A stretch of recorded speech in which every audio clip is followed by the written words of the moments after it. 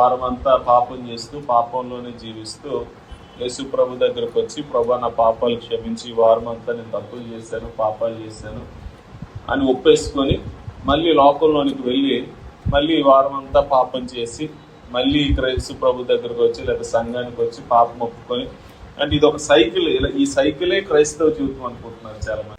మనము క్రీస్తుతో కూడా చనిపోయిన ఎడల మృతుల్లో నుండి లేచిన క్రీస్తు ఇకను చనిపోడనియు, మరణమునకు ఇకను ఆయన మీద ప్రభుత్వము లేదనియు ఎరిగి ఆయనతో కూడా జీవించుదమని నమ్ముచున్నాము.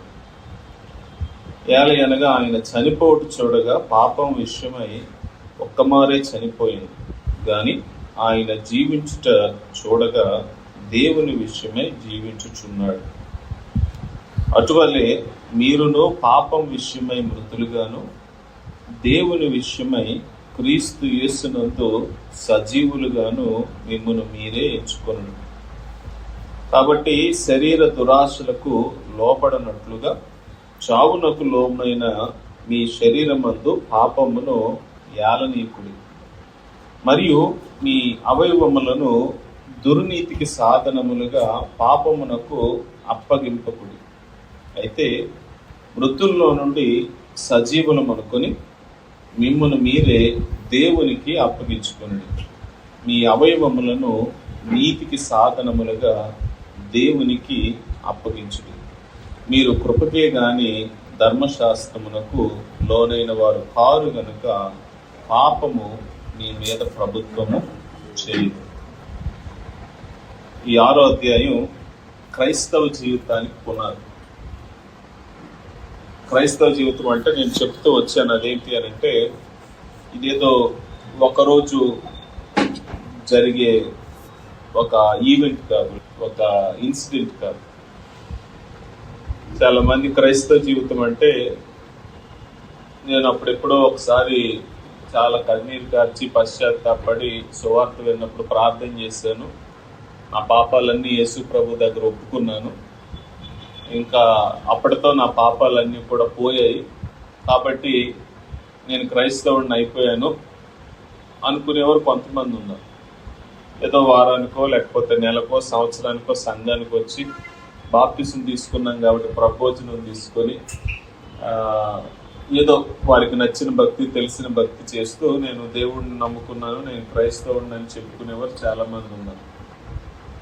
ఇంకొంతమంది ఏంటి అని అంటే, యేసు ప్రభుని నమ్ముకోవటం అంటే ప్రతిసారి సంఘానికి రావటం, వారమంతా పాపం చేస్తూ పాపంలోనే జీవిస్తూ యేసు ప్రభు దగ్గరకు వచ్చి, ప్రభు నా పాపాలు క్షమించి, వారమంతా నేను తప్పులు చేశాను, పాపాలు చేశాను అని ఒప్పేసుకొని మళ్ళీ లోకంలోనికి వెళ్ళి మళ్ళీ వారమంతా పాపం చేసి మళ్ళీ యేసు ప్రభు దగ్గరకు వచ్చి లేదా సంఘానికి వచ్చి పాపం ఒప్పుకొని, అంటే ఇది ఒక సైకిల్. ఈ సైకిలే క్రైస్తవ జీవితం అనుకుంటున్నారు చాలా మంది. ఏది పాపం చేయటం, ఒప్పుకోవడం, మళ్ళీ పాపం చేయటం, మళ్ళీ ఒప్పుకోవడం, మళ్ళీ పాపం చేయడం, మళ్ళీ ఒప్పుకోవటం. బట్ క్రైస్తవ జీవితం అంటే అది కాదు. క్రైస్తవ జీవితం అంటే అది ఎప్పుడో గతంలో జరిగిన ఒక ఈవెంట్ కాదు. క్రైస్తవ జీవితం అంటే నిరంతరం ఏంటి అని అంటే పాపాలు చేస్తూ పాపాలు ఒప్పుకొని మళ్ళీ పాపం చేస్తూ పాపాలు ఒప్పుకోవడం, అది క్రైస్తవ జీవితం కాదు. ఇవి రెండు తప్పు. అసలు క్రైస్తవ జీవితం అంటే సువార్త సత్యాన్ని నమ్మి ఆ సువార్త సత్యాన్ని ప్రతిరోజు జీవించడం. సువార్త అంటే ఇందాక ప్రార్థన చేసినప్పుడు అబ్రహాం గారి మాట అన్నారు, అదేంటి అని అంటే దేవాది దేవుడు యేసుక్రీస్తు ప్రభు మన కొరకు ఈ లోకానికి వచ్చి మన పాపాల విషయమై ఆయన సిలువలో మరణించి సమాధి చేయబడి మన కొరకు ఆయన తిరిగి లేచి మనకు నిత్య జీవాన్ని ఆయన బహుమానంగా ఇచ్చారు. ఇది సువార్త సత్యం. ఆయన ఎందరైతే నమ్ముకుంటారో వారందరికీ ఆయన పాప క్షమాపణ, విమోచన దయచేసి, అది మాత్రమే కాదు కానీ తన జీవాన్ని ఆయన మనకి ఏం చేశాడు అని అంటే ఆయన బహుమానంగా ఇచ్చాడు. ఇప్పుడు ఈ సత్యాన్ని మన ప్రతిరోజు జీవితంలో జీవించాలి. మన ప్రతిరోజు జీవితంలో ఈ సత్యాన్ని మనం అనుభవించాలి. ఇది పాపం విషయమై యేసుక్రీస్తు ప్రభు చనిపోయాడు, అలాగే జీవం విషయమై, నిత్య జీవం విషయమై, నీతి విషయమై ఆయన ఏం చేశాడంటే తిరిగి లేచాడు. ఎవ్రీడే లైఫ్లో ఈ అనుభవం మనకు ఉండాలి అనేది పౌలు యొక్క వాదన. అందుకని ఆయన ఏమంటున్నాడు అనంటే 8వ వచనం నుంచి 14వ వచనం వరకు ఈ బాప్తిస్మం అనేది, నేను క్రిందటి వారం చెప్పినప్పుడు ఈ మాట చెప్పాను, ఏంటి అంటే డైలీ ఎక్స్పీరియన్స్ ఆఫ్ బ్యాప్టిజం. ప్రతిరోజు లేకపోతే ప్రతిసారి కూడా బాప్తిజం అనేది అది మనకి ఏంటి అంటే లోకానికి సాక్ష్యం ఇవ్వడానికే కానీ అది మన అనుదిన జీవితంలో కూడా అనుభవం ఉండాలి. ఏంటి అంటే నేను పాపం విషయమై చనిపోయాను, నేను దేవుని విషయమై మరలా తిరిగి బ్రతికాను. నేను పాపం విషయమై చనిపోయి దేవుని విషయమై మరలా తిరిగి జన్మించాను. ఈ అనుభవం ప్రతిరోజు మనకు ఉండాలి. అంటే 8 నుంచి 14 వచనాల్లో ఒక 3 పనులు ఆయన చేయమంటున్నాడు. ఈ అనుభవం మన జీవితంలో ఉండాలంటే. ఈ అనుభవం సువార్త అనుభవం. ఈ అనుభవం పాపం విషయమై చనిపోయి క్రీస్తు విషయమై జీవించే అనుభవం మనకు ఉండాలి అని అంటే ఒక 3 పనులు ఆయన చేయమంటున్నాడు. మొదటి పని ఏంటి అని అంటే 8వ వచనం నుంచి ఇంచుమించు 11వ వచనం వరకు కూడాను మొదటి అనుభవం లేకపోతే మొదటి పని చేయమంటున్నాడు. అదేంటి అని అంటే ఎంచుకోమంటున్నాడు ఆయన. కన్సిడర్, థింక్, ఎంచుకోవడం, కన్సిడర్ చేయటం, ఆలోచించడం, లేదా అలాంటి ఆలోచన ప్రతిరోజు కలిగి ఉండటం. ఈ ఆలోచన చూడండి, మనము క్రీస్తుతో కూడా చనిపోయిన ఎడల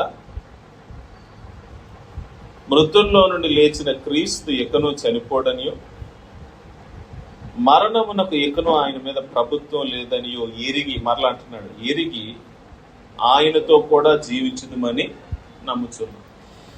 ఏమంటున్నాడు?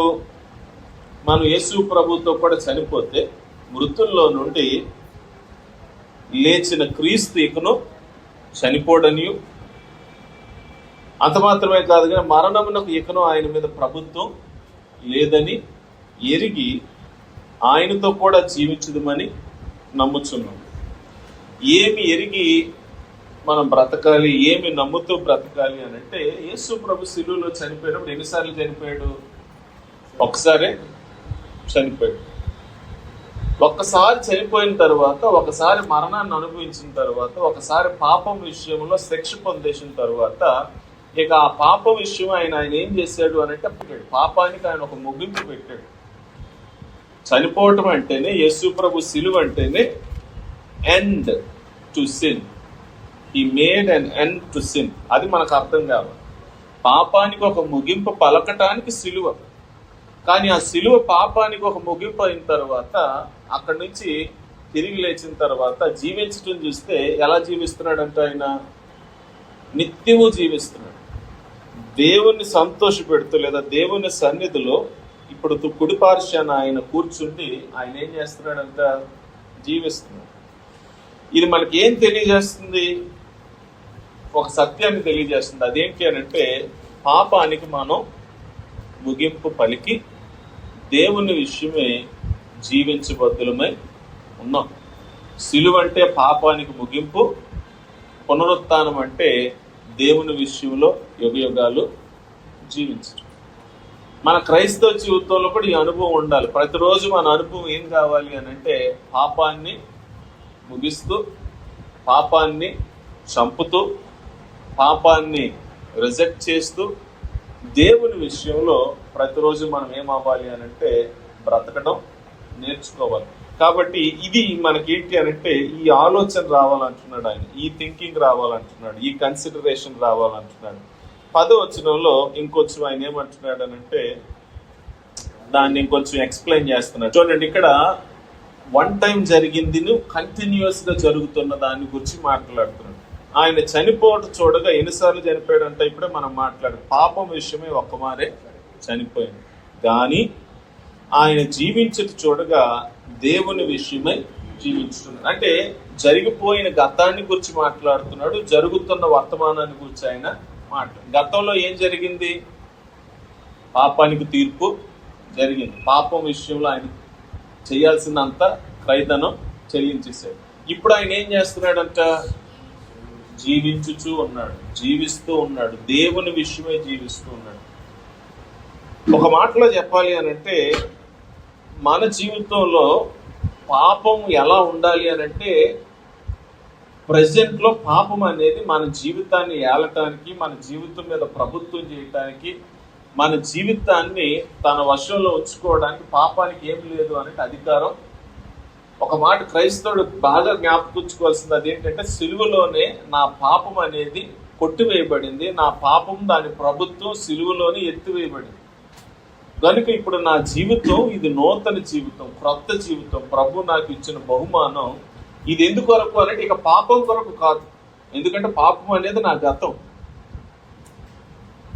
ఈ రోజు నా వర్తమానం అనేది దేని కొరకు అనంటే, దేవుని కొరకు నేను జీవించడానికి ఈ జీవితాన్ని ప్రభు నాకు ఇచ్చాడు.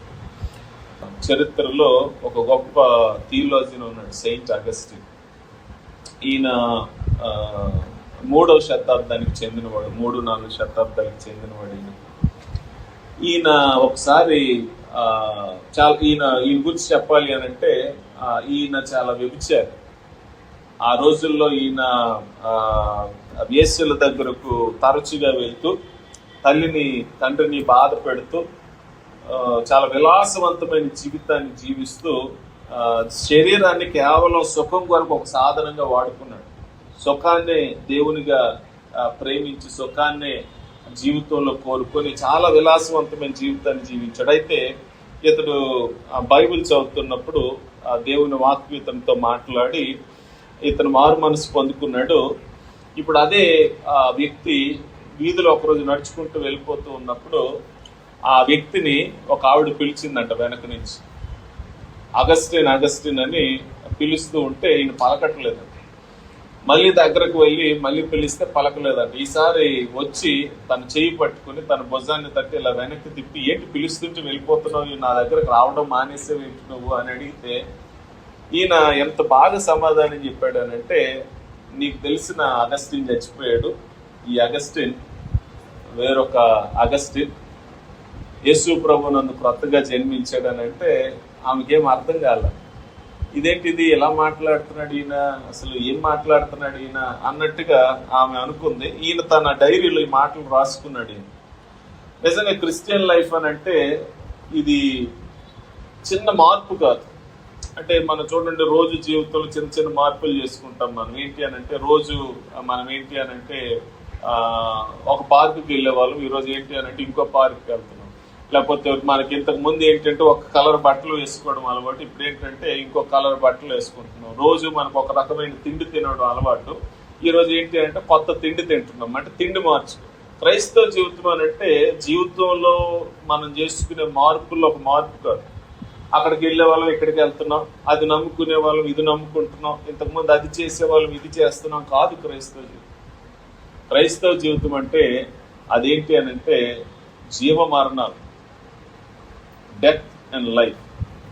పాత జీవితానికి పూర్తిగా ముగింపు, క్రొత్త జీవితానికి ఒక నూతన ఆరంభం. ప్రతిరోజు మన మనసుకు మనం ఏం నేర్పించుకోవాలి అని అంటే, నువ్వు చచ్చావు, నువ్వు మునుపటి వాడు కావు. నీ పాత జీవితం సిలువలో ఏం చేయబడింది అని అంటే అది పోయింది. నువ్వు నూతనంగా దేవుని ఆత్మ చేత జన్మించావు.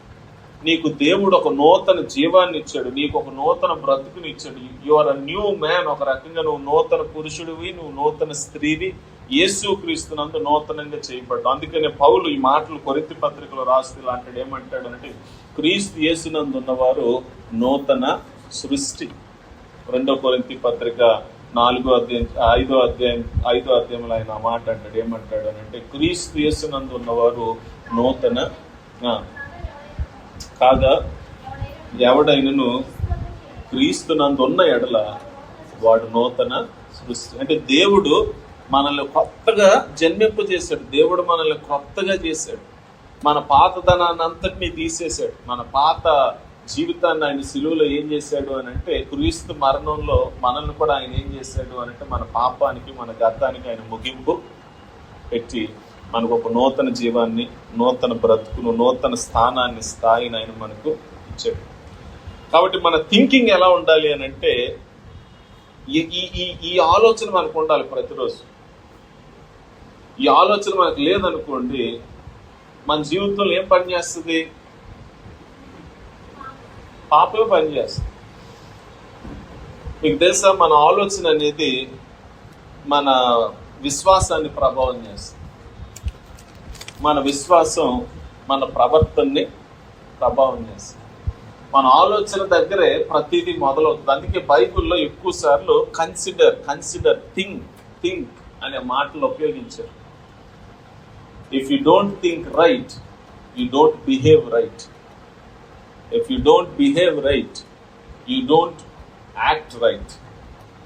మన థింకింగే మన బిహేవియరే మన యొక్క క్రియల్ని, మన ప్రవర్తనని ప్రభావం చేసేది. నేను యేసు ప్రభు నందు నూతన సృష్టి అనే ఆలోచనతో ప్రతిరోజు నేను లేవగానే నేను యేసుకు చెందినవాడిని, నేను క్రీస్తుకి చెందినవాడిని, నూతనంగా జన్మించాను. పాపం నా గత జీవితం అది సిలువలోనే దేవుడు కొట్టేశాడు.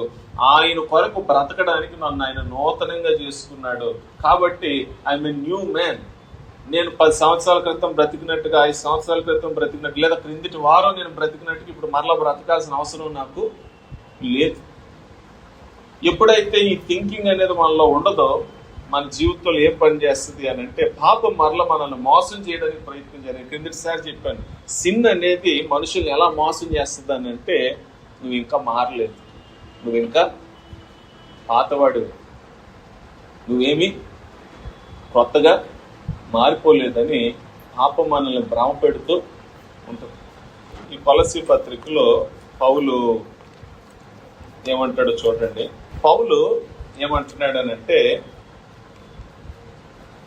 ఒక వ్యక్తి యేసు ప్రభువు నందు నూతనంగా జన్మిస్తే ఆ వ్యక్తి ఏం చేయాలి అని అంటే, ఆ వ్యక్తి చనిపోయిన వ్యక్తి భూ సంబంధమైన విషయాల్లో చనిపోయాడు.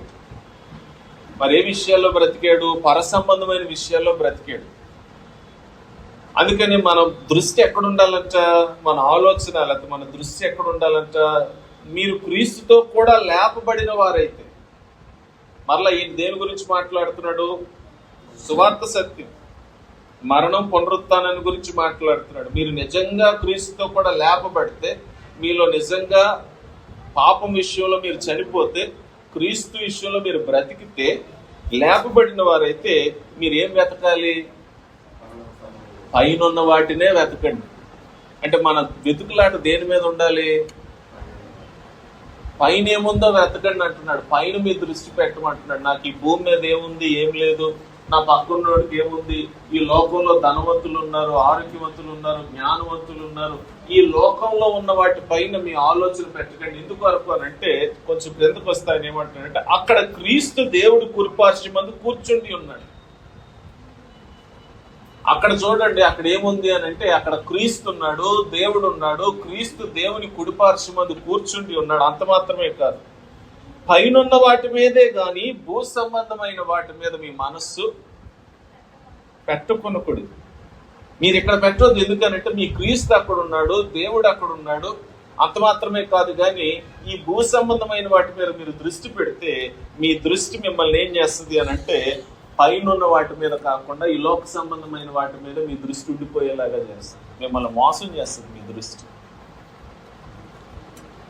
పైన ఏమేమి ఉన్నాయంట? 3వ వచనంలో మనకు పైన ఏమున్నాయో చెప్తున్నాడు. యాలే అనగా మీరు మృతి పొందితులు. మర్చిపోకండి, మీరు చనిపోయారు.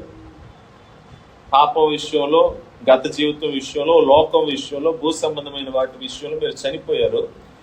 అక్కడ ఏమున్నాయంట? మీ జీవము క్రీస్తుతో కూడా దేవుని యందు దాచబడి ఉన్నది. మీ జీవం ఇప్పుడు ఎక్కడుంది? క్రీస్తుతో కూడా దాచబడి ఉంది. అక్కడ ఉంది మీ జీవం. అక్కడ మీకు నిత్య జీవం ఉంది. అక్కడ మీ ఫ్యూచర్ ఉంది. ఒక రకంగా చెప్పాలి అని అంటే, మీ ఫ్యూచర్ ఎక్కడ లేదు, మీ ఫ్యూచర్ ఎక్కడుంది అని అంటే, మీ జీవం క్రీస్తుతో కూడా దాచిపెట్టరు. దేవుడు దాన్ని దాచాడంట. Your future is secure in Christ అని. మీ జీవాన్ని, మీ జీవితాన్ని, మీ భవిష్యత్తుని ఆయన క్రీస్తులో ఏం చేశాడు అని అంటే, ముద్ర వేసి అక్కడ దాచిపెట్టాడంట. కాబట్టి మీ దృష్టి ఎక్కడ ఉండాలి అని అంటే, క్రీస్తు పైన ఉంచండి, దేవుని పైన ఉంచండి, పైన పెట్టండి. ఈ భూ సంబంధమైన వాటి పైన పెట్టదు. ఎందుకు అంటే, మీరు చనిపోయారు, మీరు క్రీస్తుతో కూడా తిరిగి లేచారు. ఒకవేళ తిరిగి లేవలేదు అనుకోండి, మీ దృష్టి ఎక్కడ ఉండాలి? లేపబడిన క్రీస్తు పైన కాదు కానీ ఈ భూమి మీద బ్రతుకుతున్న వాటిపైన మీ దృష్టి ధరించుకుందాం. ఎలా సుఖపడదాం, ఈ భూమి మీద మనం ఏం చేయాలి, ఇక్కడ మన రాజ్యాన్ని, ఎందుకంటే అవర్ ఫ్యూచర్ ఈజ్ హియర్, మన భవిష్యత్తు ఇక్కడే ఉంది కాబట్టి. 4వ వచనంలో మనకు జీవమై ఉన్న క్రీస్తు ప్రత్యక్షమైనప్పుడు మీరును ఆయనతో కూడా మహిమయందు ప్రత్యక్షపరచబడతారు. ఇంకేమంటున్నాడు తెలుసండి, యేసు ప్రభు ప్రత్యక్షపరచబడటం కాదు,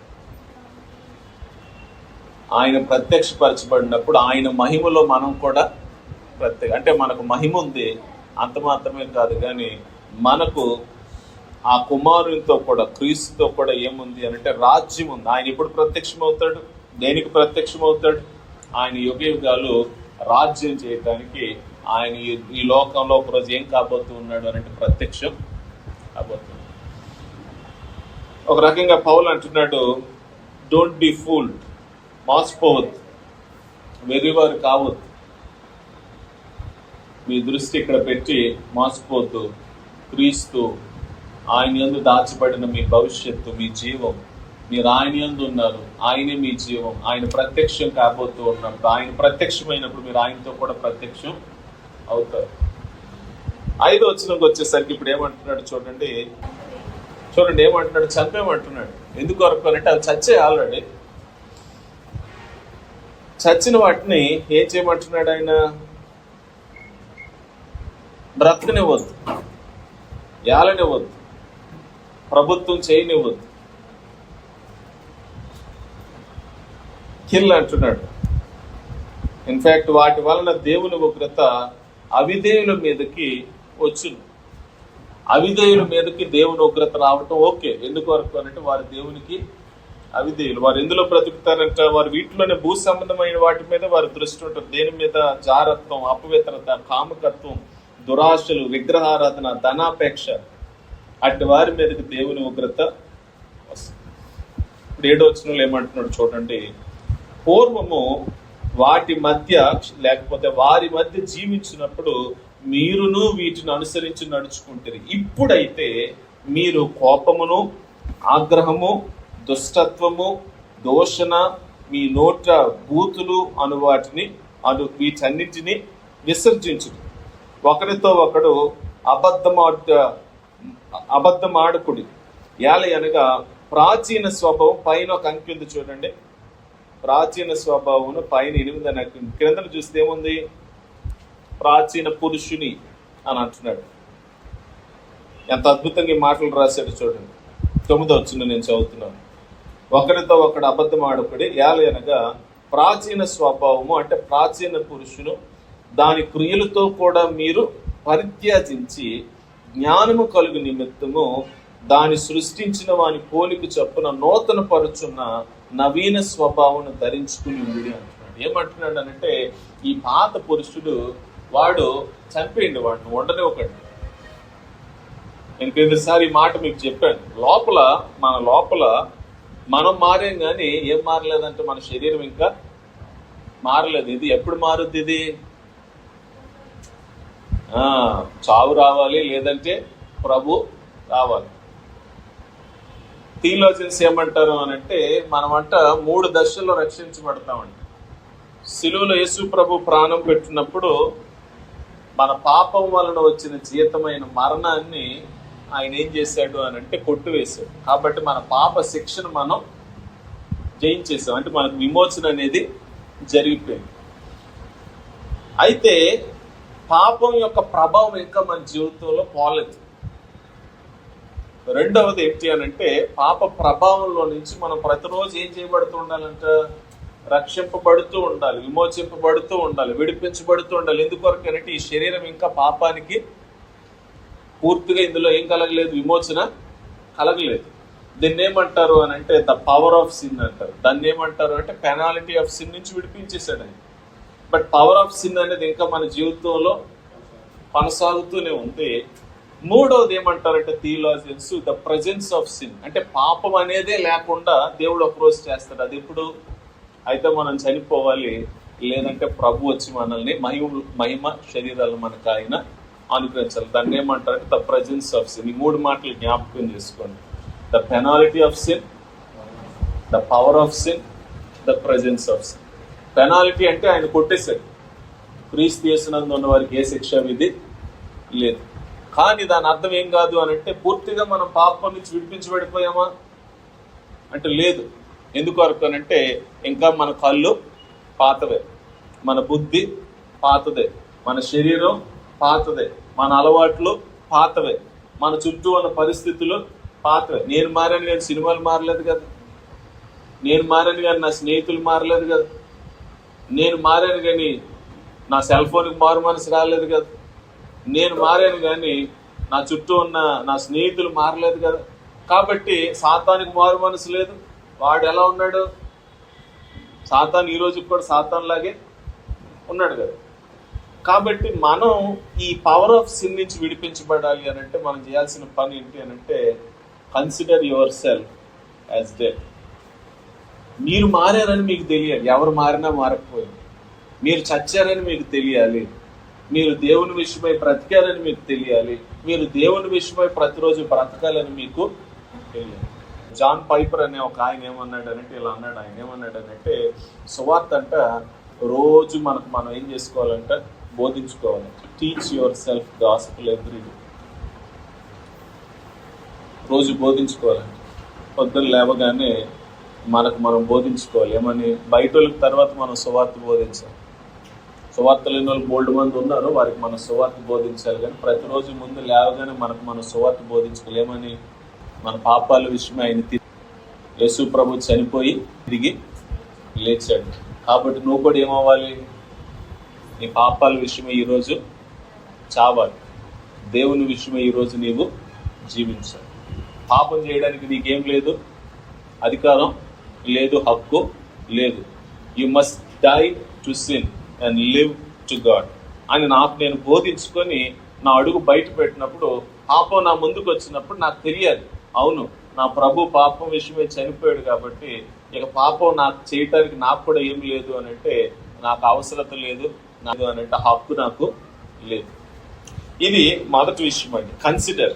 పైన ఉన్న వాటి మీద దృష్టి పెట్టండి. మీ ఆలోచన పైన పెట్టండి. మీరు చనిపోయారు, మీరు క్రీస్తుతో కూడా తిరిగి లేచారనే ఆలోచనతో మీ జీవితాలను జీవించండి. ఒకరోజు ప్రభు వచ్చి మనల్ని ఆయన ఈ పాపమంతటి నుంచి, దాని ప్రెజెన్స్ నుంచి ఆయన మనల్ని విడిపిస్తాడు. కాబట్టి థింక్ రైట్. సరిగా ఆలోచించండి. ఇంకా మీరు పాపంలోనే ఉన్నారు అనుకోవద్దు. పాపం మిమ్మల్ని మోసం చేయడానికి ప్రయత్నించినప్పుడు మోసపోవద్దు. అబద్ధం ఆడటానికి, మోసం చేయటానికి లేదా శరీర కోరికలు నెరవేర్చడానికి మీరు శరీరానికి దాసులు. మీరు విమోచింపబడ్డారు, విడిపించబడ్డారు. థింక్. Teach your self. మీకు మీరే బోధించుకోండి అంటున్నాడు. 12వ వచనంలో ఇప్పుడు ఏమంటున్నాడు చూద్దాం. రెండో విషయం, కాబట్టి శరీర దురాశలకు లోబడినట్లుగా చావునకు లోనైన మీ శరీరమందు పాపమును ఏలనివ్వకుడి అంటున్నాడు. Let not sin rain in your mortal bodies అని అంటున్నాడు. రెయిన్ ఒక రకంగా ఏలడం, ఏలనివ్వకుడి అని అంటున్నాడు. ప్రభుత్వం చేయనివ్వకండి అని అంటున్నాడు. యేసు ప్రభు యోహాను సువార్త 8వ అధ్యాయంలో ఒకసారి యూదులకును ఆయనకి వాదన జరిగినప్పుడు యేసు ప్రభు మాట అన్నాడు. ఏమన్నాడు అని అంటే, మీరందరూ బానిసలు, మీరందరూ దాసులు అని అంటే కోపం వచ్చింది వాళ్ళకి. మేము ఎవరికి బానిసలం కాదు, మేము ఎవరికి దాసులం కాము, మేము అబ్రహాం సంతానం, మా నాయకుడు మోషే, యెహోషువ మమ్మల్ని వారు ఏంటి అని అంటే యుద్ధాలు చేసి మాకు వాగ్దాన భూమిని ఇచ్చారని చెప్పి చాలా గర్వంగా చెప్తే యేసు ప్రభు ఒక మాట అన్నాడు, పాపం చేయ ప్రతివాడు పాపానికి దాసు. ఆ స్టేట్మెంట్ ఎంత బలమైంది అని అంటే, ఎంత గొప్పదనంటే, చాలా మంది లోకంలో వీఆర్ ఫ్రీ అని అనుకుంటున్నారు. ప్రపంచాన్ని జయించిన చక్రవర్తులు కూడా ఏమనుకుంటున్నారు అని అంటే, మాకేంటి మేము ప్రపంచాన్ని జయించామనుకుంటున్నారు. కానీ ఈ ప్రపంచంలో ఉన్న ప్రతి మనిషికి కూడా దాసుడే, బానిసే. బానిస బ్రతుకులే మనుషులందరూ బ్రతుకుతున్నారు. ఎవరికి బానిస? పాపం చే ప్రతివాడు పాపానికి దాసుడే. నిజానికి మనల్ని ఏలుతున్నది ఎవరు అని అంటే, యేసు ప్రభుని నమ్ముకోవడానికి మునుపు సాతాను, పాపం, మనల్ని ఏలుతున్నాయి. వాటి ప్రభుత్వం క్రిందన ఉన్నాం, వాటి ప్రభావం క్రిందన ఉన్నాం. అందుకని పౌలు ఏమంటున్నాడు చూడండి, 2వ అధ్యాయం 1వ వచనం నుంచి పౌలు ఇలా రాస్తాడు, మీ అపరాధముల చేతను పాపముల చేతను మీరు చచ్చిన వారై ఉండగా. చూడండి, చచ్చారు. పాపాలు మిమ్మల్ని ఏం చేశాయంట? దేవుని విషయంలో చంపేశారు. ఆయన మిమ్మల్ని క్రీస్తుతో కూడా బ్రతికించారు. ఇప్పుడు దేవుడు ఏం చేశాడంటే, మిమ్మల్ని దేవుని విషయమై చచ్చిపోయారు అంటే దేవుని విషయంలో మనకి ఏం లేదు, స్పృహ లేదు, దేవుడు ఉన్నాడని కూడా మనకి తెలియదు. దేవుని విషయంలో మనం అందరం చనిపోయి పాపం విషయంలో బ్రతికాం. అయితే సిలువలో ఆయన ఏం చేశాడు? మనల్ని పాపం విషయంలో చంపేసి దేవుని విషయంలో మనల్ని బ్రతికించాడు. రివర్స్ జరిగింది సిలువలో. 2వ వచనంలో ఆయన అంటున్నాడు, దానికి మునుపు మన పరిస్థితి ఎలా ఉండేదంట? మీరు వాటిని చేయొచ్చు. వేటిని చేయొచ్చు? 2వ అధ్యాయం 1వ వచనం ప్రకారం అపరాధాలని పాపాలని చేయొచ్చు అనగా అవిధేయులైన వారిని ఇప్పుడు ప్రేరేపించే శక్తికి అధిపతిని అనుసరించి ఈ ప్రపంచ ధర్మము చొప్పున మునుపు నడుచుకుంటారు. వారితో కలిసి మనం అందరమును శరీరము యొక్కయు మనస్సు యొక్కయు కోరికలు నెరవేర్చుకొనుచు మన శరీరాలను అనుసరించి మునుపు ప్రవర్తించుచు కడమ వారి వలె స్వభావ సిద్ధంగా దైవోగ్రతకు పాత్రులమై ఉంటుంది. కాబట్టి మన గత జీవితం ఎలా ఉండేది? అవిధేయులైన వారిని ప్రేరేపించు శక్తికి అధిపతిని అనుసరించి ఈ ప్రపంచ ధర్మం చొప్పున నడుచుకునేది మన గత జీవితం. ఒక రకంగా మీరు బాగా చూస్తే ఇక్కడ ఒక యజమాని ఉన్నాడు, ఇక్కడ ఒక అధికారి ఉన్నాడు. వాడికి కొన్ని ఆలోచనలు ఉన్నాయి, వాడికి కొన్ని ప్రణాళికలు ఉన్నాయి. వాడి ఆలోచనలు, వాడి ప్రణాళికలు నెరవేర్చుకుంటూ వాడి ఆధీనంలో మునుపు మనం అందరం కూడాను జీవించిన వారు. అయితే 4వ వచనంలో ఇప్పుడు ఏమంటున్నాడు చూడండి, మరలా చాలా అద్భుతంగా పౌలు మాటలు పోట్రే చేస్తున్నాడు. అయినను దేవుడు కరుణా సంపన్నుడై ఉండి మనం మన అపరాధముల చేత చచ్చిన వారమైనప్పుడు సైతము మన ఎడల చూపిన తన మహాప్రేమ చేత మనల్ని క్రీస్తుతో కూడా బ్రతికించి, దేని నుంచి బ్రతికించాడు? ఎస్, బానిసత్వం నుంచి ఆయన మనల్ని విడిపించి అపరాధముల చేతను పాపముల చేతను చచ్చిన వారైన మనల్ని ఆయన క్రీస్తుతో కూడా బ్రతికించి. కాబట్టి ఇప్పుడు మనం ఎలా బ్రతకాలి? మొదటిది ఆలోచించండి. మీరు చనిపోయారు, ఇప్పుడు బ్రతికారు. కాబట్టి మీ ఆలోచన ఎలా ఉండాలి అంటే, చచ్చి బ్రతికినోడు ఎలా ఆలోచిస్తున్నాడు అలా ఆలోచించండి. 2వది ఏమంటున్నాడు అనంటే, మునుపు పాపం మిమ్మల్ని ఏలింది, మునుపు సాతాను మిమ్మల్ని ఏలాడు, కానీ ఇప్పుడు మీరు స్వతంత్రం. Your free, your free man, your free women. Let not sin rain in your mortal bodies అంటారు. ఇప్పుడు మీరు భయపడకండి, ఫైట్ చేయండి. బాగా అర్థం కావడానికి చెప్తారు.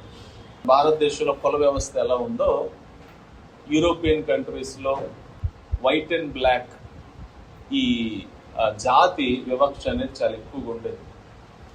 ఈ నల్ల జాతి ప్రజల్ని ఏం చేసేవారు అని అంటే, ఈ ఆఫ్రికాకు వెళ్ళి, వారికి అంత సివిలైజేషన్ లేదు కాబట్టి గన్నులతోని బాంబులతోని వారి మీద దాడి చేసి వారిని పట్టుకొని బానిసలుగా పడవలు ఎక్కించి సముద్రాలు దాటించి వారి దేశానికి తీసుకుని వెళ్ళి పశువుల్ని వాడుకునేటట్టు వాడుకునేవారు.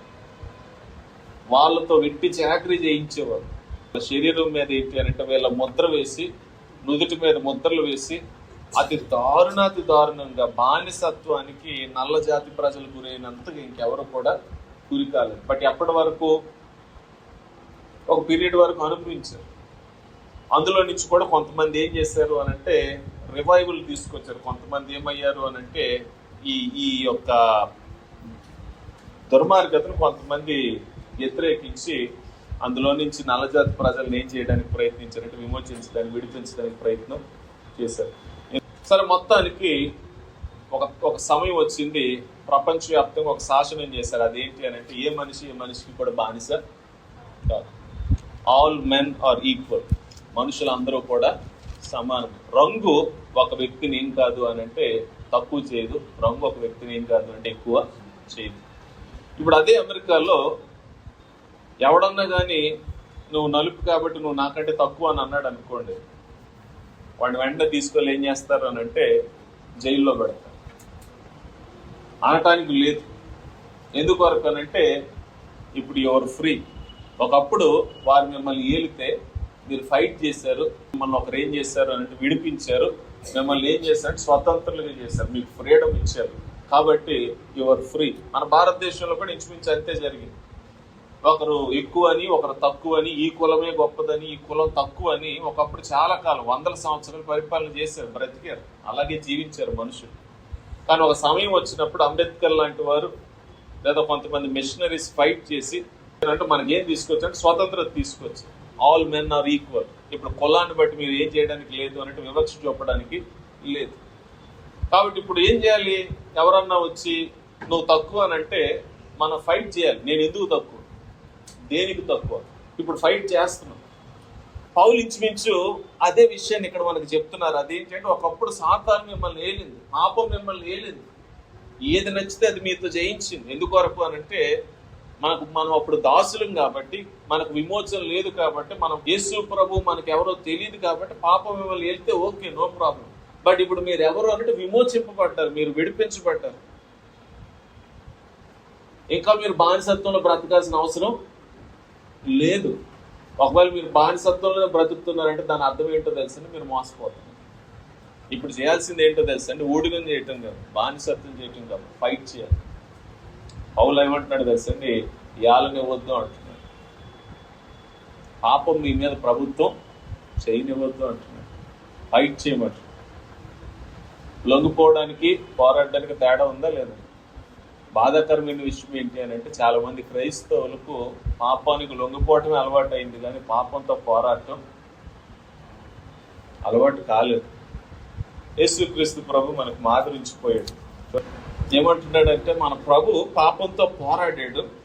ఆయన మీరు చూడండి, ఆయన ఓర్పును మీరు దృష్టిలో పెట్టుకోనండి.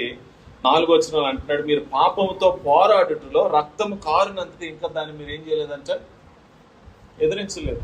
అంటే వీఆర్ కాల్ టు ఫైట్. మనం పోరాటానికి పిలువపడ్డాం. క్రిస్టియన్ లైఫ్ అంటే ఏంటి అని అంటే పాపంతో పోరాటం. లోపడాల్సిన అవసరం లేదు, మనం చూడాల్సిన అవసరం లేదు, మనం వినాల్సిన అవసరం లేదు, మనం మాట్లాడాల్సిన అవసరం లేదు, మన శోధనకు లొంగిపోవాల్సిన అవసరం లేదు. శోధనను జయించడానికి ప్రభు మనల్ని పిలిచాడు. అందుకనే యాకోబు అంటాడు, శోధనను జయించువానికి ఆయన ఏమిస్తాడంటే జీవ కిరీటాన్ని. జయించాలి. క్రిస్టియన్ లైఫ్ అంటే శోధన రాగానే లొంగిపోవటం కాదు. పాపం కంటి ముందుకు రాగానే ఏంటి అని అంటే నేను పాపాన్ని జయించి నేను చాలా బలహీనుడిని, పాపాన్ని జయించే శక్తి నాకు లేదు, ఇది సాతాను అబద్ధం, ఇది సాతాను మోసం. అంటే ఇంకా మనల్ని ఏం చేయడానికి చూస్తున్నాడు అని అంటే సాతాను, పాపం, మీరు బలహీనులే, మీరు పాపం చేయాల్సిందే, మీరు చూడాల్సిందే, మీరు వినాల్సిందే, పాపాన్ని జయించే శక్తి మీకు లేదు అని సాతాను భ్రమపరిచి మనతో ఏం చేస్తున్నాడు అంటే పాపాన్ని చేయిస్తున్నాడు. బట్ లేదు, మీరు విమోచింపబడ్డారు, మీరు విడిపించబడ్డారు, మీరు రక్తం చేత కడగబడ్డారు, కొనబడ్డారు, ఆయన మీలో తన ఆత్మను పెట్టాడు. You can fight, you can win. మీరు పాపాన్ని జయించవచ్చు, మీరు పాపంతో పోరాడవచ్చు, పోరాడి పాపాన్ని జయించి విజయ జీవితాన్ని, జయ జీవితాన్ని మీరు జీవించవచ్చు. ఇన్ఫాక్ట్ దేన్ని చంపాలంట ఈ పోరాటం? మన పోరాటం మనుషులతో కాదు, మనం చంపాల్సింది మనుషుల్ని కాదు, పాపంతో పోరాడమంటున్నాడు, పాపాన్ని చంపమంటున్నాడు. ఈ మాట చాలా ఇంపార్టెంట్. దేవుని ఆత్మ మీలో నివసించుచున్న ఎడల లేదా నివసించి ఉన్న ఎడల. సో మీరు బాగా చూస్తే మనకి ఇప్పుడు కొత్త నియమాన్ని ఆయన పెట్టాడు. ఆ నియమం ఏంటి అంటే ఇప్పుడు మీలో లోబడే నియమం కాదు, ఆత్మకు లోబడే నియమం. మన లోపల ఆయన ఒక కొత్త నియమాన్ని పెట్టాడు లేదా కొత్త అధికారాన్ని పెట్టాడు. అధికారం ఏంటంటే పాపం కాదు, సాతానుకు. దేవుడు తన ఆత్మను పెట్టాడు. ఆత్మ మిమ్మల్ని జీవింపజేస్తూ ఉంటే ఇప్పుడు మీరు ఏం చేయాలంట? ఆత్మకు లోబడితే మీరు ఏం చేస్తారు అని అంటే శరీర క్రియలు మీరు విసర్జిస్తారు, శరీరాన్ని మీరు జయిస్తారు అంటున్నాడు. ఇంకొంచెం ముందుకు వెళ్తే 13వ వచనం ఈ మాట చాలా అద్భుతంగా ఉంటుంది. మీరు శరీరానుసారముగా ప్రవర్తించిన ఎడల చావవలసిన వారై ఉందరు, కానీ ఆత్మ చేత శారీరక క్రియలను చంపిన ఎడల జీవించారు. ఇప్పుడు ఏమంటున్నాడో తెలుసండి, మీరు ఆత్మకు లోబడితే మీలో దేవుడు పెట్టిన ఆత్మ ఆయన మీకు నడిపిస్తూ ఉన్నప్పుడు, లేదా ఆయన మీకు గద్దిస్తూ ఉన్నప్పుడు, బోధిస్తూ ఉన్నప్పుడు, ఆయన మీతో మాట్లాడుతూ ఉన్నప్పుడు, ఆయన మీకు వాక్యాన్ని జ్ఞాపకం చేస్తున్నప్పుడు, సత్యాన్ని జ్ఞాపకం చేస్తున్నప్పుడు, ఎప్పుడైతే మీరు ఆయనకు లోపడతారో అప్పుడు మీరు ఏం చేస్తున్నారో తెలుసండి, నిజంగా మీరు పోరాడుతున్నారు, మీరు జయిస్తున్నారు.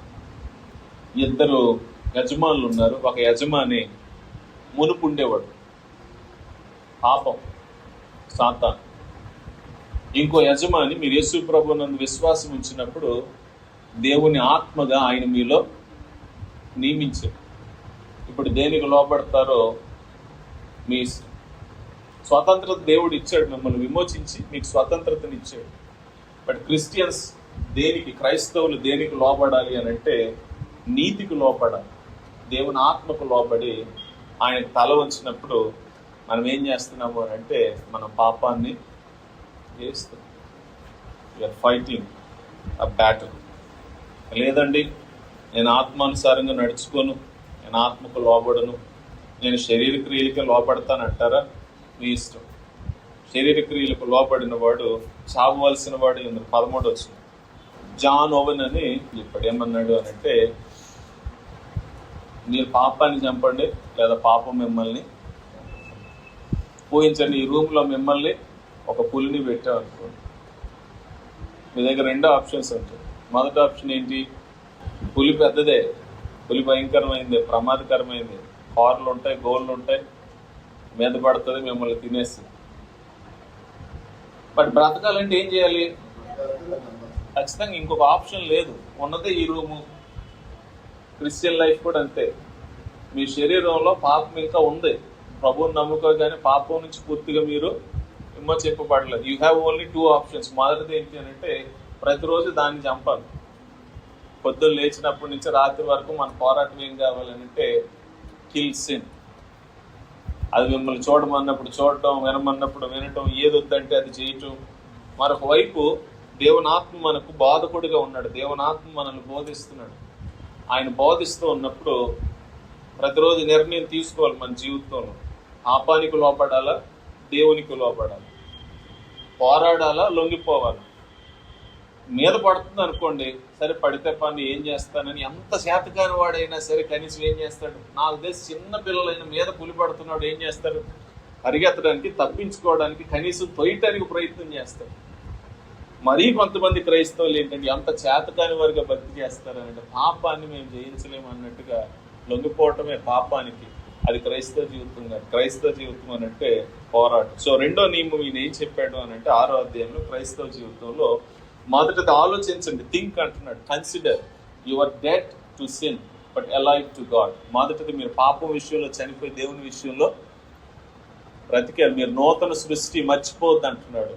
రెండోది ఏమంటున్నాడు అని అంటే పోరాడండి, పోరాడండి, ఏలనివ్వకండి పాపాన్ని మీ శరీరం పైన. నేను బలహీనుండండి, నేనేం చేయలేనండి, నా వల్ల కాదండి, అది అబద్ధం, అసత్యం. ఏలనివ్వద్దు అంటున్నాడు దేవుడు. ఈ పాత యజమాన్ని ఏలనివ్వద్దు, ఆత్మదేవుణ్ణి మీ జీవితంలో ఏలనివ్వండి, ఆయనకు లోపడండి అంటున్నాడు. 3వ మాట నేను చెప్పి ముగించేస్తాను. అదేంటి అని అంటే 13వ వచనం నుంచి 14వ వచనం వరకు ఆయన ఏమంటున్నాడు అంటే, మరియు మీ అవయవములను దుర్నీతికి సాధనములుగా అప్పగింపకూడదు, అయితే మృతుల్లో నుంచి సజీవులం అనుకుని మిమ్మల్ని మీరే దేవునికి అప్పగించుకుని మీ అవయవములను నీతి సాధనములుగా దేవునికి అప్పగించుకోండి అంటున్నాడు. అప్పగించుకోవద్దు, మొదటిగా అప్పగించుకోవద్దు అంటున్నాడు. ఇప్పుడు ఏమంటున్నాడు? అప్పగించుకోండి అంటున్నాడు. క్రిస్టియన్ లైఫ్ అంటే న్యూట్రల్ లైఫ్ కాదు, లేకపోతే రిజెక్షన్ మాత్రమే కాదు. ముందుగా ఆయన ఏమన్నాడు? పాపంతో పోరాడండి అన్నాడు. పోరాటం అంటే నో చెప్పడం, లేదు అని చెప్పటం, లోబడకపోవటం. బట్ అక్కడతో కాదు, చేయాల్సింది చెయ్యాలి. ప్రతిసారి ఎగ్జాంపుల్ చెప్పాను, మీకు గుర్తుందో లేదు. మంచి డైట్ తీసుకోండి అంటే అర్థం ఏంటి? మంచి డైట్ అంటే 2 పనులు చేయాలి. మొదటిది ఏం చేయాలి? సాల్ట్ ఎక్కువ తినకూడదు, షుగర్ ఎక్కువ తినకూడదు, ఆయిల్ ఎక్కువ తినకూడదు, ప్రాసెస్డ్ మీట్ తినకూడదు. సో తినకూడదు కొన్ని ఉంటాయి. నో చెప్పాల్సినవి కొన్ని ఉంటాయి, రిజెక్ట్ చేయాల్సినవి కొన్ని ఉంటాయి, పడేయాల్సినవి కొన్ని ఉంటాయి. బట్ పడేయటమే డైట్ కాదు, నో చెప్పడం డైట్ కాదు. చాలా మందికి డైట్ అంటే ఏంటంటే చెడ్డవన్నీ మానేయటమే డైట్ అనుకుంటున్నారు. బట్ నిజంగా డైట్ అంటే, ప్రాపర్ డైట్ అంటే అర్థం ఏంటో తెలుసండి. ఫైబర్ తినాలి, ప్రోటీన్ తినాలి, వైటమిన్స్ మినరల్స్ ఉండే ఫుడ్ తీసుకోవాలి. క్రిస్టియన్ లైఫ్ కూడా అంతే. మానేయాల్సినవి మానేయడమే భక్తి కాదు, చేయాల్సినవి చేయటం కూడా భక్తి. చాలా మంది పాపం మానేయటమే భక్తి అనుకొని ఇది మానేశాను నేను, అది మానేశాను అని అంటే మనం ఇంకా ఎక్కడ ఉన్నాము అని అంటే భక్తిలో చాలా ఏమన్నానంటే బార్డర్ దగ్గరే ఉన్నాం. బట్ చేయాల్సినవి చాలా ఉన్నాయి. చేయాల్సినవి చేయకపోవటం కూడా ఏంటో తెలుసా అండి, పాపం. మేలైనది ఎరిగి చేయని వానికి ఏం కలుగుతుందంట, పాపం కలుగుతుందంట. చూడండి పౌలు దేని గురించి మాట్లాడుతున్నాడు అని అంటే ఇక్కడ ఇద్దరు గురించి మాట్లాడుతున్నాడు. మొదటిది దేవుడిని ఎరగిన వారు, అన్ని జనులు అంటే వారు ఒక రకంగా నడుచుకుంటారు. మీరు ఇక మీదట అలా నడుచుకోనకూడదని, అలా నడుచుకోనవలదని ప్రభువు నందు సాక్ష్యం ఇస్తున్నాను. మీరు దేవుడిని ఎరిగిన వారు, మీరు ఎలా నడుచుకోవాలో నేను చెప్తున్నాను. కాబట్టి difference between people those who don't know God, దేవుడిని ఎరగని వారు, people those who know God, దేవుడిని ఎరిగిన వారు, వారి నడకలో ఎలాంటి వ్యత్యాసం ఉంటుందో పౌలు మాట్లాడుతున్నాడు. వాళ్ళ మనసుకు వ్యర్థత ఉందంటాడు. They have minds of impurity అంటున్నాడు. వాళ్ళ మనసులకి ఏముందంటండి, ఇంప్యూరిటీ ఉందంట, వ్యర్థత ఉందంట, మైండ్స్ ఆఫ్ ఇంప్యూరిటీ. ఇది ఎక్కడి నుంచి వచ్చిందంటే ఇంప్యూరిటీ పైన విషయాలు చెప్పాడు. వారైతే అంధకారమైన మనస్సు గలవారు, తమ హృదయ కాఠిన్యం వలన, తమలో ఉన్న అజ్ఞానం చేత దేవుని వలన కలుగు జీవములో నుండి వేరేపరచబడిన వారే తమ మనస్సులకు కలిగిన వ్యర్థతను అనుసరించి నడుచుకుంటున్నారు. ఎందుకొరకంటే వారి మనస్సులకు వెలుగు లేదు, వారి హృదయాలు సాఫ్ట్గా లేవు, కఠినమైపోయాయి. వారి లోపల దేవుని గూర్చిన జ్ఞానం లేదు, అజ్ఞానంలో బ్రతుకుతున్నారు. వారిలో దేవుని గూర్చిన జీవం లేదు, జీవం లేకుండా ఉన్నారు. కాబట్టి వారు మనసు యొక్క వ్యర్థతను అనుసరించి వారు నడుచుకుంటున్నారు. It's okay. ఎందుకొరకు అంటే తెలియనివాడు, గుడ్డివాడు చూడలేడు కాబట్టి వాడు తొట్టు వెళ్ళడం, వాడు పడిపోవటం ఓకే. కళ్ళు ఉన్నవాడు పడిపోతే ఏమంటారు, ఏరా నీకు పళ్ళేవా అని అంటారు. ఎందుకు, కళ్ళుండి కూడా సరిగ్గా చూడట్లేదు కాబట్టి. సో పౌలు ఏమంటున్నాడు అని అంటే వారి సంగతి ఇలా ఉంది. వారి ప్రవర్తన గురించి కూడాను కొన్ని మాటలు చెప్తున్నాడు. వారు సిగ్గులేని వారై ఉండి నానా విధమైన అపవిత్రతను అత్యాశక్తితో జరిగించుచు తమను తామే కామత్వమునకు అప్పగించుకొనుచున్నారు. సో వారు క్రియలు ఎలా ఉన్నాయి అని అంటే వారు కామత్వానికి, అపవిత్రతకు తమను తామే అప్పగించుకున్నారు. They consecrated, they gave them over. వారు అప్పగించేసుకున్నారు వారి దేహాన్ని. ఇదే చేస్తాను, ఇలాగే చేస్తాను, ఇలాగే ఉంటాను, నో ప్రాబ్లం. అయితే మీరు యేసుని గూర్చిన విని ఆయన యందల సత్యము ఉన్నది ఉన్నట్టుగా ఆయన యందు ఉపదేశింపబడిన వారైన ఎడల మీరు అలాగూ క్రీస్తుని నేర్చుకున్నవారు కాదు. మీరు ఇప్పుడు మీరు అసలు యేసు ప్రభు మాకు తెలుసండి, మేము యేసు ప్రభుని నమ్ముకున్నామండి, యేసు ప్రభు మా దేవుడు అండి అని అంటే మీరు అలా బ్రతకడానికి వీలు లేదు. మరి ఎలా బ్రతకాలి, క్రైస్తవుడు ఎలా బ్రతకాలి చెప్తూ ఉన్నాడు 22 వచనం. కావున మునుపటి ప్రవర్తన విషయంలోనైతే మోసకరమైన దురాశల వలన చెడిపోవు మీ ప్రాచీన స్వభావం, మరలా దాని గురించి మాట్లాడుతున్నాడు 6వ అధ్యాయం. ప్రాచీన స్వభావం వదులుకొని మీ చిత్తవృత్తి ఎంతో నూతన పరచబడిన వారై నీతియు యథార్థమైన భక్తియు గలవారై దేవుని పోలికగా సృష్టింపబడిన నవీన స్వభావమును మరలా ఏం మాట్లాడుతున్నాడు, పాత స్వభావం, నూతన స్వభావం. పాత పురుషుడు, నూతన పురుషుడు. మీరు మునుపు చచ్చారు, ఇప్పుడు మీరు క్రొత్తగా బ్రతికారు. కాబట్టి చచ్చినోడు ఎలా బ్రతకాలి అంటే చచ్చిన విషయాలు చచ్చినట్టుగానే, బ్రతికిన విషయాలు బ్రతికినట్టుగా ఉండవు. ఇప్పుడు వద్దాం ఇంతకీ పుట్ ఆఫ్ పుట్ ఆన్ ఏం చేయాలంటే అప్పగించుకోవటం అని అంటే 25 వచనం చూడండి. మీరు అబద్ధమాడుట మాని పొరుగు వానితో సత్యమే ఏం చేయాలంటే మాట్లాడాలి.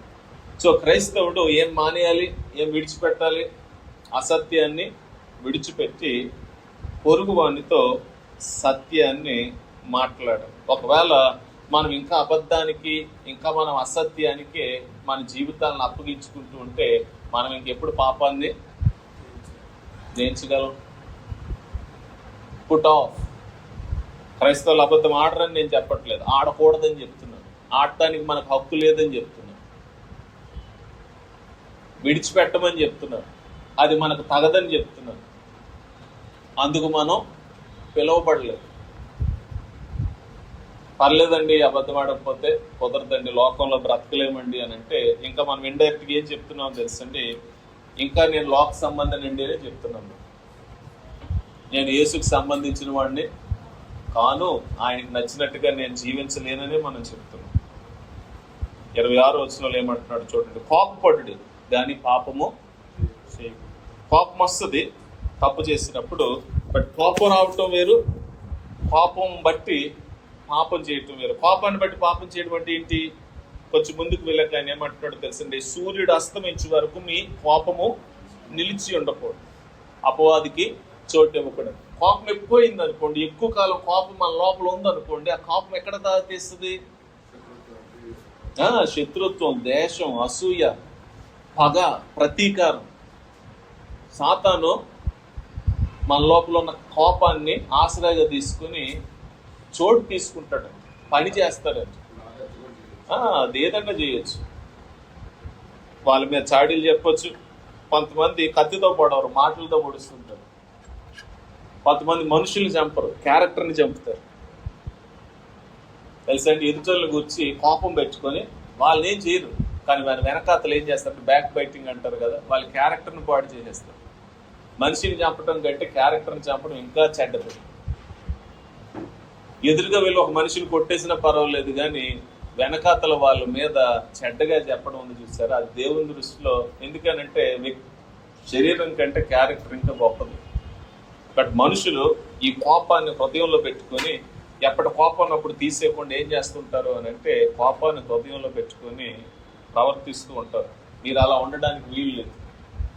కోపాన్ని మానేయండి, సమాధాన పడండి. సూర్యుడు అస్తమించే వరకు మీ కోపం ఉండాలి. ఈరోజు సూర్యుడు అస్తమించడం అంటే అర్థం ఏంటో ఈరోజు కోపం వచ్చింది నాకు, సాయంకాలం అయింది, మళ్ళీ రేపు ఉదయం రాబోతుంది. రాత్రి మీ కోపాన్ని చీకటితో సమాధి చేసేయండి. రేపు లేచినప్పుడు మీ హృదయం ఎలా ఉండాలంటే, మీ మనస్సాక్షి ఎలా ఉండాలంటే దేవుని ముందు క్లియర్గా ఉండాలి. మళ్ళీ పొద్దున్న లేచిన తర్వాత కూడా మీ హృదయంలో, మీ మనసులో కోపం ఉందా, దేవుని దగ్గరికి వెళ్ళి సమాధాన పడండి. ప్రభువా, ఈ కోపం నా హృదయంలో తీసేయండి. లేదా మీ భార్య దగ్గరికి వెళ్ళండి, భర్త దగ్గరికి వెళ్ళండి, స్నేహితుడి దగ్గరికి వెళ్ళండి, సమాధాన పడండి. కోపానికి మీ హృదయంలో చోటు ఇవ్వకండి. 28వ వచనంలో ఏమంటాడు, దొంగలి వాడు ఇక మీదట దొంగిలక అక్కర గలవానికి పంచిపెట్టుటకు వీలు కలుగు నిమిత్తము తన చేతులతో మంచి పని చేయొచ్చు కష్టపడేవాడు. ఒకవేళ ముందు దోచుకునేవారు అనుకోండి, ఇప్పుడేమంటున్నాడు తెలుసా అంటే, దోచుకోవటం మానేసి పాపను విడిచిపెట్టడం కదా, మరి ఏం చేయాలి? కష్టపడి పని చేసి నీ చేతులతో సంపాదించి లేని వాడికి సహాయం చేయి. ఇది క్రైస్తవ జీవితం అంటే. అంతే కదా, తనకు కలిగిందంతా కూడా సంపాదించి యేసు ప్రభుని నమ్ముకున్న తర్వాత ఎవరి దగ్గర అయితే నేను అన్యాయంగా తీసుకున్నాను వాడికి 4 అంతలు నేను తిరిగి చెల్లిస్తానన్నాను. తిరిగి చెల్లించి ఏం చేశాడు అని అంటే, నేను యేసు ప్రభుని నమ్ముకున్నాను కాబట్టి ఈ అన్యాయ సొమ్ము నాకు వద్దు అని తిరిగి చెల్లించాడు. ఇంకొంచెం ముందుకు వెళ్తే 29వ వచనంలో ఏమంటారు, వినువానికి మేలు కలుగునట్లుగా అవసరమును బట్టి క్షేమాభివృద్ధికరమైన అనుకూల వచనములే పలుకుడు గాని దుర్భాషయే గాని మీ నోట ఏదైనా మీ నోట రానివ్వకూడదు. కొంతమంది ఎలా మాట్లాడతారంటే, నోరు ఉంది కదా, ఫ్రీయే కదా, మాటలు ఫ్రీయే కదా, నాలుగు ఈజీగా తిప్పడం, చేతులు కాలు తిప్పాలంటే నడవాలంటే కష్టం. నిజంగా నడిచే అంత కష్టం 4 తిప్పేటప్పుడు ఉంటే నాకు తెలిసి మనుషులు చాలా బాగా లిమిటెడ్గా మాట్లాడతారేమో. చాలా ఈజీగా 4 తిరుగుతుంది కాబట్టి ఏది నోటుకొస్తే అదే మాట. కానీ ఈయనేమంటున్నాడు తెలుసండి, అనుకూల వచనాన్ని మాట్లాడవచ్చు. అనుకూల వచనం అంటే speak words which are suitable, క్యాలిక్యులేటెడ్గా, అంటే కొలత వేసి మాట్లాడాలి, సూటబుల్గా మాట్లాడాలి, సెన్సిబుల్గా మాట్లాడాలి. అంటే ఒకరు బాధలో ఉన్నారనుకోండి, ఏది పడితే అది మాట్లాడకూడదు. ఒకరు నిరాశగా ఉన్నారనుకోండి, ఏది పడితే అది మాట్లాడకూడదు. కోపం వచ్చింది అనుకోండి, ఏది పడితే అది మాట్లాడకూడదు. ఏమంటున్నాడు తెలుసండి? అనుకూలం వచ్చినానే పలకండి అంటున్నాడు. సెన్సిబుల్గా ఉండాలంట. రెండోది ఏంటి అని అంటే క్యాలిక్యులేటెడ్గా మాట్లాడాలంట. కొలత వేసి మరొక దగ్గర అంటాడు, మీ మాటలు ఎలా ఉండాలంటే ఉప్పు వేసినట్టుగా ఉండాలంట. పౌలు అంటాడు, ఉప్పు వేయడం అంటే కూరలు ఎంత ఉప్పు వేస్తాం? నచ్చినంత వేస్తాము. రుచికి తగినంత ఉప్పు. మన మాటలు కూడా ఎలా ఉండాలి? ఎదుటి వ్యక్తికి, అందుకని ఇక్కడ ఏమన్నాడు? క్షేమాభివృద్ధి కలగాలంట. అవసరమును బట్టి క్షేమాభివృద్ధికరమైన అనుకూల వచనములే పలుకుడండి. మన మాటలు ఎదుటి వాళ్ళని ఏం చేయాలి?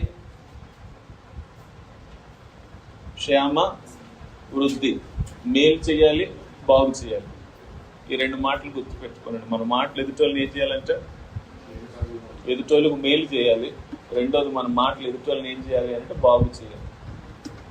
ఎదుటోళ్ళకి మేలు చేయకుండా ఎదుటోళ్ళకి కీడు చేసే మాటలు మన నోట రాకూడదు. దానికి బదులుగా జిప్పేసుకోవడం మంచిది, మౌనం ఉండడం మంచిది, మాట్లాడకపోవడం మంచిది, మోగవాళ్ళగా ఉండడం మంచిది.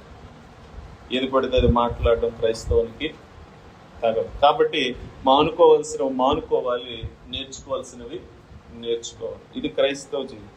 30వ వచనంలో ఏమంటున్నాడు అని అంటే, దేవుని పరిశుద్ధ ఆత్మను దుఃఖపరచుకుడు. ఎప్పుడు ఆయన లోపల ఉన్నప్పుడు ఆయన మాట వినకుండా ఆయనకు అవిధేయత చూపిస్తూ ఆయన దుఃఖపరచుకుడు అంటే ఇండైరెక్ట్గా ఏమంటున్నాడు అంటే, ఆయన మాట వినండి, ఆయనకు లోపడండి. విమోచన దిన వరకు ఆయన మీ యందు ఏం చేయబడ్డాడంటే మీకు ముద్రింపబడి ఉన్నాడు. ఆయన మీ నుంచి విడిచిపోడు. ఆయన మీలో దేవుడు ఆయన ముద్ర వేశాడు. ఆయన మిమ్మల్ని పరిశుద్ధపరచడానికి ఆయన మీకు బహుమానం. అందుకే ఆయన పేరే పరిశుద్ధాత్మ. మిమ్మల్ని పరిశుద్ధపరిచే ఆత్మ. సమస్తమైన ద్వేషాన్ని, కోపాన్ని, క్రోధాన్ని, అల్లరి, దోషణ, సకలమైన దుష్టత్వమును మీరు విసర్జించేయండి. మరి ఒకని ఎడలో ఒకడు దయ కలిగి కరుణాహృదయులై క్రీస్తునందు దేవుడు మిమ్మల్ని క్షమించిన ప్రకారం మీరును ఒకరినొకడు క్షమించండి. ఒకరినొకరు క్రీస్తునందు క్షమించుకోండి అంటున్నాడు. ఫర్గివ్. వస్తాయి లోపాలు, ఉంటాయి, కోపాలు వస్తాయి, మనలో మనకు వస్తాయి, మన కుటుంబంలో వస్తాయి. ఇవన్నీ ఉన్నప్పుడు అల్టిమేట్గా ఒక దగ్గర తీసుకొచ్చాడు. అదేంటి అంటే, దేవుడు మిమ్మల్ని క్రీస్తునందు క్షమించినట్లు. దేవుడు మనల్ని క్రీస్తునందు ఎలా క్షమించాడు? అన్కండిషనల్గా క్షమించాడు. షరతులు లేకుండా క్షమించాడు.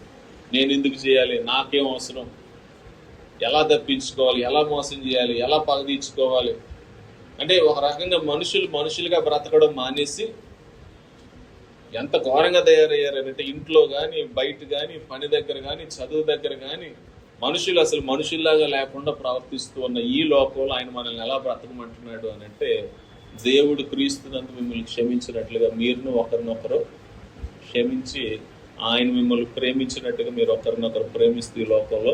యేసుప్రభు ఒక మాట అన్నాడండి. ఆయన చనిపోయి వెళ్ళిపోయే ముందు ఆ మేడ గదిలో శిష్యులు పిలిచి ఆయన ఇలా అన్నాడు. ఏమన్నాడు అంటే, నేను మిమ్మల్ని ప్రేమించినట్టుగా మీరు ఒకరినొకరు ప్రేమించారు, అప్పుడు మీరు నా శిష్యులై ఉందరని లోకం, మీరు నా శిష్యులై ఉన్నారని లోకం గ్రహిస్తుంది అంటే.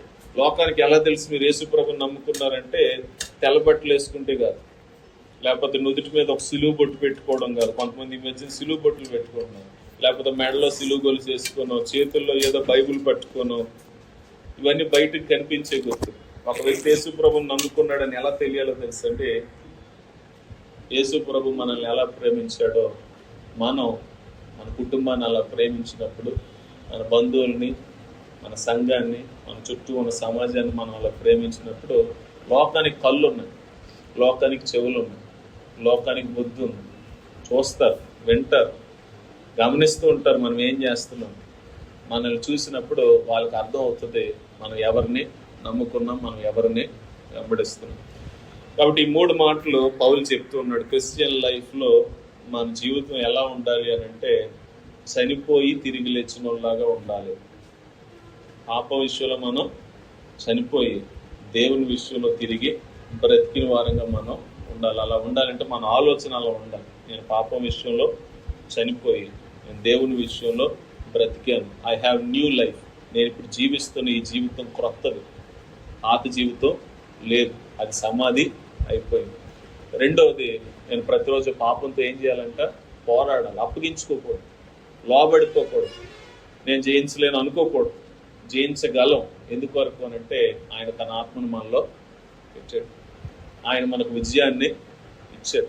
మూడవది ఏంటి అనంటే మానుకోవాల్సినవి మానుకోవాలి, చేయాల్సినవి చెయ్యాలి. నీతికి అప్పగించుకోండి, ప్రేమకు అప్పగించుకోండి, క్షమాపణకు అప్పగించుకోండి, పరిశుద్ధతకు అప్పగించుకోండి, క్షమాపణ లేకపోతే సత్యానికి అప్పగించుకోండి.